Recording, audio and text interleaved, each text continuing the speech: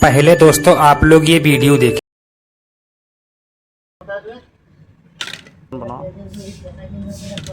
বিলাহী পিঁয়াজ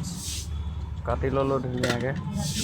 কাটিব লৈছোঁ আৰু এটা বিলাহী কাটিলোঁ এতিয়ালৈকে আৰু এতিয়া কাটিম আৰু লাহেকৈ অলৰেডি কাটা হৈ গ'ল আদা ৰচুন পিঁয়াজ বিলাহী আলুগুটি একদম মাংস লৈ লৈছোঁ আজি মাংসতে ডগচিম এয়া আদা ৰচুন পিঁয়াজ বিলাহী আলুগুটি মাংস লৈ লৈছোঁ বিলাহী তেল অকণ দি দিওঁ তেল আকৌ বেলেগত দিয়া নাই কেৰাহীতে দিছোঁ আকৌ মাৰ চুটানি চাব আৰু আজি আদা পিঁয়াজ ৰচুন দি দিলোঁ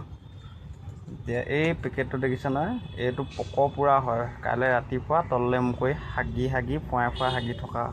পেকেট হয় মাংসটো দি आगे बताया हूँ। अच्छा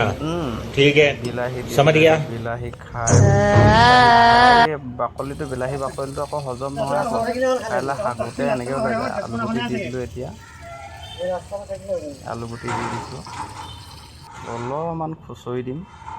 এইয়া পানী দি দিলোঁ সাঁতুৰি আছে মাংস বিলাহী আলুগুটি চবেই সাঁতুৰিবলৈ দি দিছোঁ অলপমান এইটো সাঁতুৰি এনেকুৱা হ'লগৈ চব এতিয়া এই কি বঢ়িয়া আছে অলপমান ধৰি চাল আৰু ধুনীয়া হৈ যাব দেখিছে নাই কিমান ধুনীয়া হৈ পৰিলে আৰু খাবা আৰু কাৰোবাৰ মুখ লাগিলে যদি নক'ব আৰু কাইলৈ চেলি পাব লাগিব নহ'লে বা ধুনীয়াকৈ বনাই ল'লোঁ আৰু দি দিলোঁ এতিয়া ধনিয়া পাতা অলপ যি হ'লেও সাঁতুৰি থাক লগে ভাগে সাঁতুৰি আছে ধুনীয়াকৈ বিন্দাছ